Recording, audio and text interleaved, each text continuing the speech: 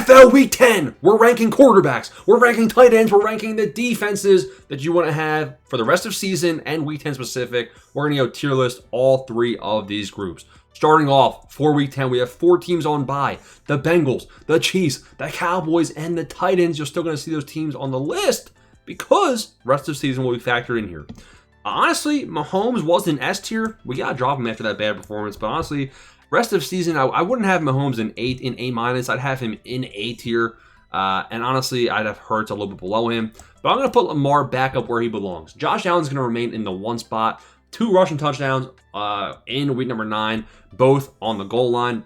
So Josh Allen remains an elite option, number 1 QB in my opinion. Lamar could be ahead of him, but because he has to hold himself back with the leg injury, he's not able to scramble as much as he once was early in the year. He's still a great passing the ball. 4 passing touchdowns, 200 yards. We're going to leave Lamar where he is as well.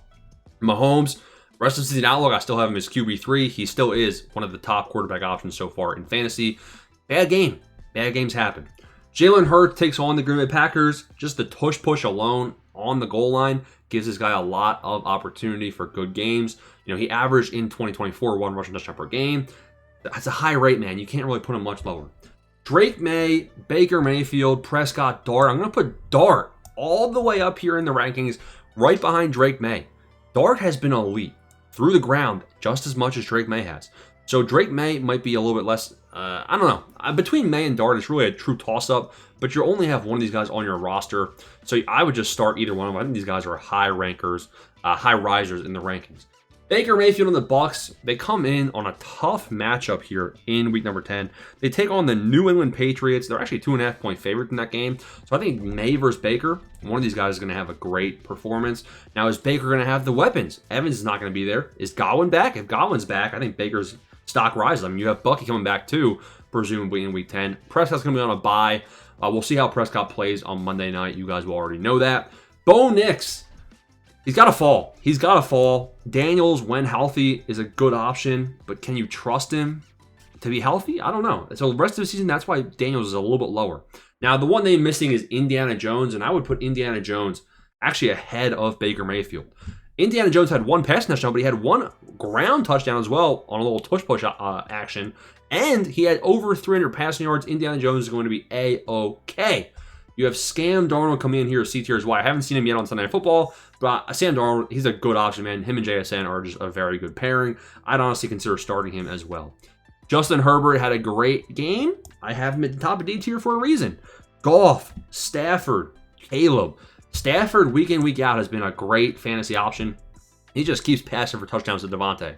If Puka Nacua is healthy, if Devontae's healthy, I would honestly say that Stafford and Herbert, I mean, both of these guys could actually be up here in C tier now. Both of these guys seem like good options.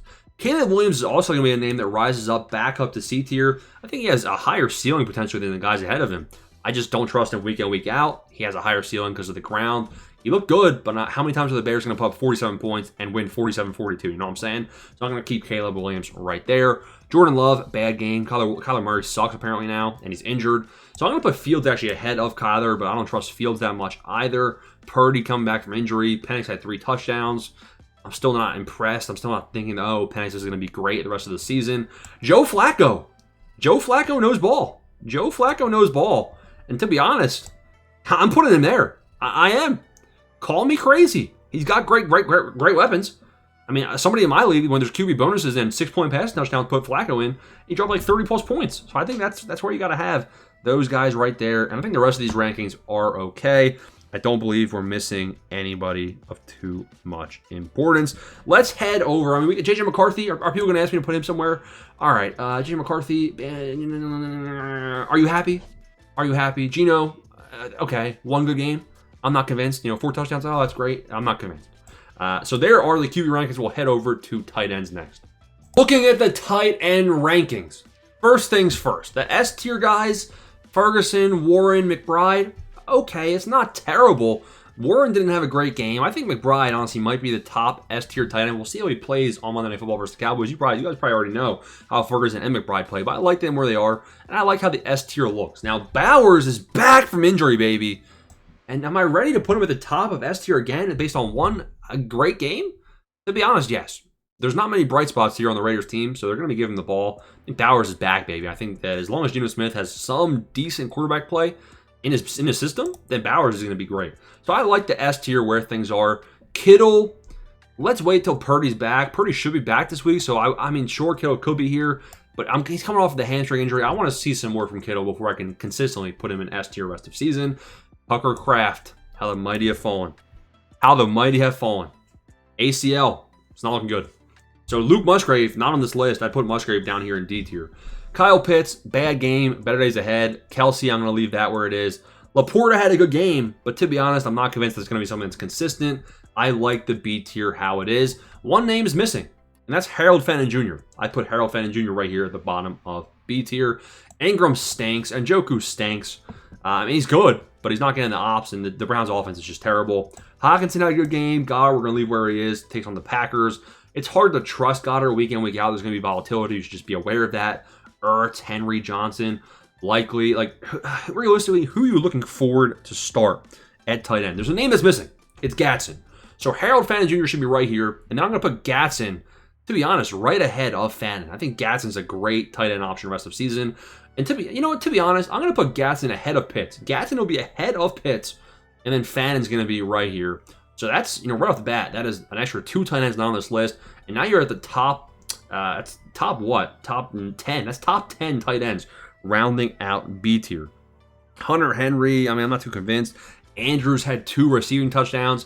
I don't even think he's not worth starting. He's just not. You can't trust a week in, week out. Someone you can potentially trust is Theo Johnson. Theo Johnson has 12, 24, 17, 13. Those are tight end premium numbers. But Theo Johnson seems to be getting touchdowns at a pretty high rate. I'd put Theo Johnson somewhere down here, probably behind Juwan Johnson.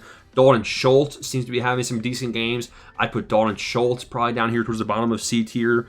Ingram can't be trusted. Mason Taylor should be on this list. He'd be down here at the top of D tier. And I think that's pretty solid. I mean, let's bump Ingram down a little bit. Hard to rely on him week in, week out. And Njoku, kind of a similar story. But I like how we talked about the tight ends. Let's head over to defenses. Go through the defenses you want to add and have on your team for week 10. We're going to go through some of the matchups, and we're just going to float out which ones we think are the best. The Broncos, they might have a great matchup this week. They take on the Raiders, short week, Thursday Night Football. The Raiders had a great offensive performance with Geno throwing for 4 touchdowns. Bowers is back. I still think the Broncos at Mile High, it's going to be a tough matchup for Geno. Broncos should be S tier. The Jets take on the Cleveland Browns. Honestly, the Browns are a good matchup, and the Jets are also a good matchup versus them. This could be a low-scoring battle. The Bills take on the Miami Dolphins. That's going to be a tough one for the Dolphins. The Seahawks take on the Cardinals. We don't know what the QB situation is here for Arizona. The Seattle defense has been a top fantasy unit all season long. The Texans take on the Jacksonville Jaguars. And the Jaguars take on the Texans. I think this is another one where you see 2 viable fantasy defenses, especially if CJ Stroud misses this game. The Carolina Panthers take on the New Orleans Saints. The Panthers just held the Packers at 13. What do you think they're going to do to Tyler Shuck? I think the Panthers defense is a sneaky, decent option. The Ravens take on the Vikings. I'm not a huge fan of that matchup, to be honest. The Chargers take on the Steelers. Not a huge fan of that. The Saints versus the Panthers. No. The Colts take on the Falcons. Colts defense, I guess, it's not my favorite thing, to be honest, but that's all right. The Lions versus the Commanders we'll put down here in C tier. And it's honestly struggle city. You can see C tier, not many great matchups. You can see 6 great defenses, a couple in B tier. So we're at 10 defenses right now. We're hunting for 2 more decent matchups. You might find something in the Bears versus Giants. I mean, Bears, Giants, maybe some D tier type matchups here. Do you think one of these games is going to be lower scoring? The Bucs versus Patriots. Will the Patriots defense stop Baker Mayfield or vice versa? I'm not a huge fan of that. The matchup game right there, Bucs and Patriots. One of these teams might have 6 or 7 points on defense. The Steelers versus the Chargers. Raiders versus the Broncos. I mean, the Cardinals versus the Seahawks. It is honestly slim pickings now for a decent matchup. So I think the Saints might be one of your best bets. I mean, you can't trust the Saints, but the Panthers offense isn't great. The Packers versus the Eagles, honestly, you see the more defenses ranked than ever. It's just because there's a lot of fringe D tier options. Those are the defense rankings for the week. Those are the ranking videos for the weeks. Thanks for watching. Smash like and travel.